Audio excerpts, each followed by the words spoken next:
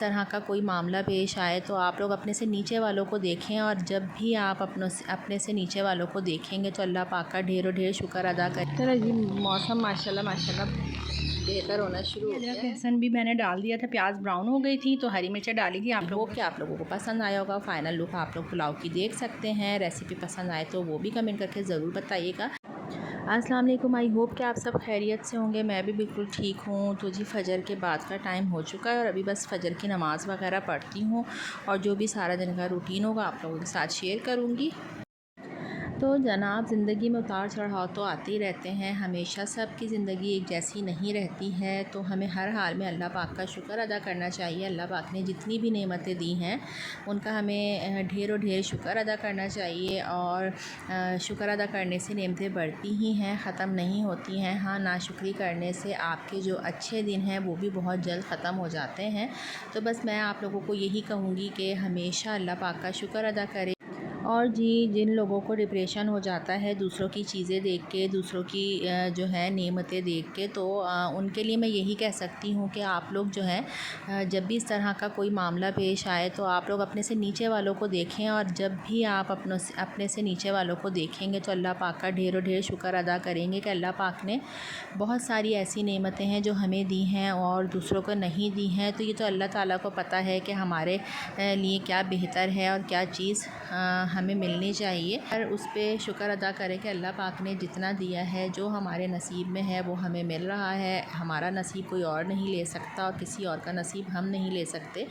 तो बस शुक्र अदा करने की आदत डालें। और अभी जो है नाश्ते का टाइम हुआ था तो मैं नाश्ता बना रही थी, साथ ही जो है कबाब भी फ्राई करने मैंने रख दिए थे। इधर खिचड़ी गरम कर रही हूँ जो कि कल बनाई थी। तो बस नाश्ते में अभी मूड नहीं था मेरा तो पराठा खाने का। और चूल्हा देखें कितना गंदा हो गया, इसको भी साफ़ करते हैं। मैं आप लोगों को हमेशा कहती हूँ कि साथ के साथ जो है जैसे ही काम ख़त्म हो साथ के साथ आप लोग बर्तन वगैरह वॉश कर लिया करें। और गोश्त मैंने निकाल के रख दिया है तो ये डीप रोस्ट हो जाता है। तो आज मेरा मूड है पुलाव बनाने का, क्योंकि बहुत शदीद गर्मी है। और मैंने कबाब भी फ्राई कर लिए थे। और जब तक कबाब जो है बने हुए होते हैं, ख़त्म ना हो जाए, तो बच्चे जान नहीं छोड़ते हैं कबाब की।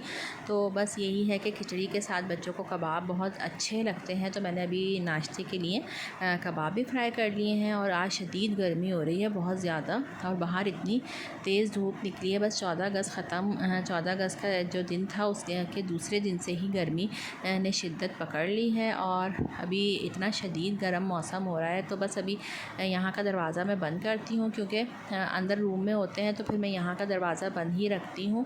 बाहर का हमें फिर पता नहीं चलता है। अभी अंदर एसी चल रहा है तो बस वहीं जाके नाश्ता करते हैं। और नाश्ते के बाद का जो भी रूटीन होगा वो भी साथ साथ शेयर करूँगी।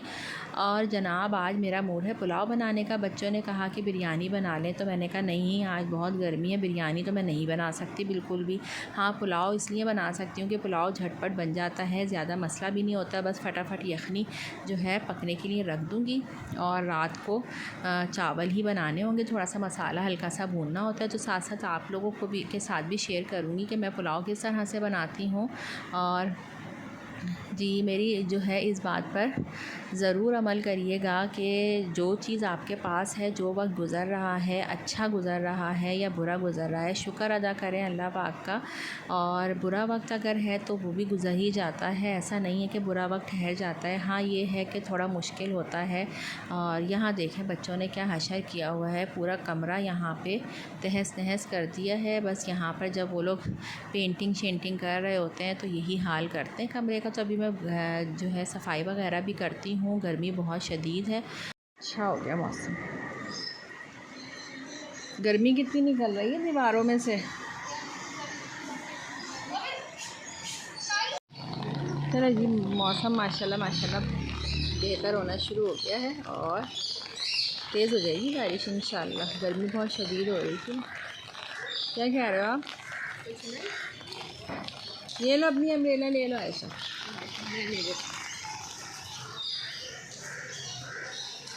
हाँ, कितनी प्यारी फुहार हो रही है, तेज़ वाली, तेज़ हो जाएगी। अच्छा, आपके बाबा गए क्या?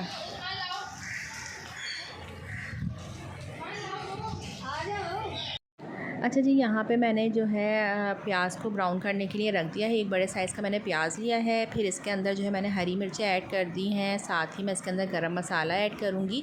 और यखनी जो है मैंने पकने के लिए रख दी थी। यखनी मेरी बन चुकी है। यखनी में मैं आप लोगों को बता दी थी मैंने क्या क्या डाला था। यखनी में मैंने सौंफ, साबित धनिया, गरम मसाला और बस गोश्त के अंदर ये सारी चीज़ें डाल के और नमक डाल के यखनी को पका लिया था। गोश्त गल गया है, वो साइड में रखा हुआ है। बस अभी जैसे ही प्याज जो है फ्राई हो जाएगी तो इसके अंदर मैं अदरक लहसुन का पेस्ट भी ऐड करूँगी। गरम मसाला मैंने ऐड कर लिया है। आप चाहें तो यखनी जब हम पकने के लिए रखते हैं उसी टाइम भी हरी मिर्चें ऐड कर सकते हैं। ये अदरक लहसुन भी मैंने डाल दिया था। प्याज ब्राउन हो गई थी तो हरी मिर्चें डाली थी आप लोगों के सामने, और गरम मसाला डाला था, उसमें जायफल जावित्री भी थी। और साथ ही मैंने फिर अदरक लहसुन का पेस्ट डाल के उसको मिक्स करने के बाद बोटियाँ डाल दी थी इसमें, जो सारा गोश्त था वो, उसको भून लिया था। उसके बाद अब मैंने जो यखनी है वो इसके अंदर ऐड कर दी है। बस अब इसके अंदर हम चावल ऐड करेंगे। अच्छा जी, ये मैंने पकने के लिए रख दिया है ताकि इसके अंदर उबाल आ जाए। और मैंने इसके अंदर जो है 3 चमचे दही में हरी मिर्चें ग्राइंड करके वो भी अभी डाली हैं।